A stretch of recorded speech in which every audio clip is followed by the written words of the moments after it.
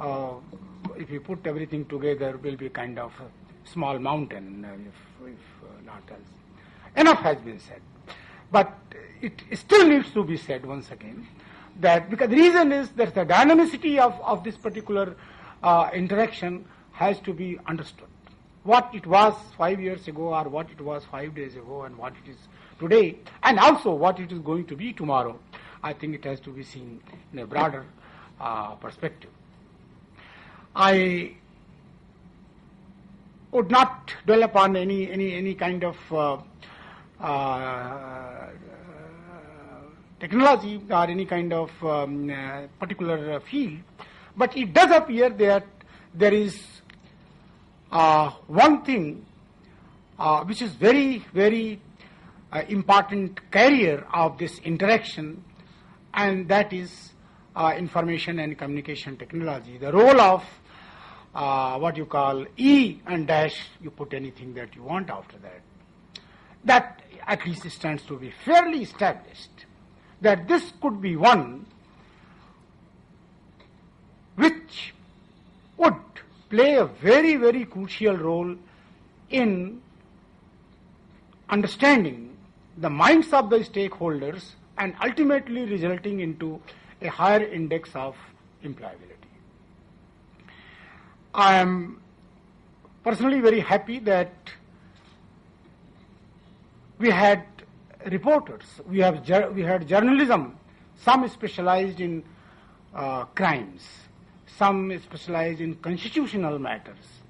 At least there is a trend where people are addressing the education, and there are some who are specializing in terms of their journalism in the field of education. If you see, it has not been done so much in the past, it has been just for the sake of writing articles. But journalism in education is what I think is very important, and this media, call it media because the moment you have the journalism, the media word comes, is another entity which was non-existent but is now going to be a very, very important element, and call it any whatever index of the pillar that you may like to call it, but it is definitely going to be very important pillar of the education process, and again helping out the issue of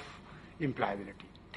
UPTU Watch is one such effort with which I am sort of somewhat familiar, and the magazines like Digital Learning and e-health and many that you have in front of you are admirable efforts in this direction, which act as a very good connect between now the emerging things through journalism. This is not writing in a technical article alone, it's journalism, and that has definitely at least changed the things as far as the education process is concerned, I can say for sure.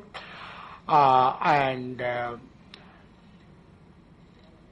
why this UPTU, particularly the UPTU Watch, the two young people who had been pioneer are definitely praiseworthy in terms of their efforts, because I do understand that the earlier days were definitely somewhat hard, but their perseverance and their real patience over the issue has brought a lot of things. At that time it was UP Technical University. I do not know whether the word the UPTU they chose was because of the UP Technical University. Now you know that probably there is another university which is going to deal with the technical university in the Uttar Pradesh, and that is now Mahamaya Technical University, and the erstwhile UP Technical University will be known as Gautam Buddha Technical University.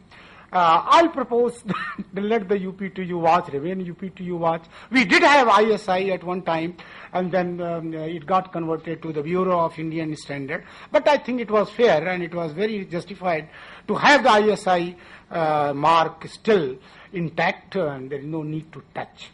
Now the question is that with this kind of agenda that they have, you read the way you wish.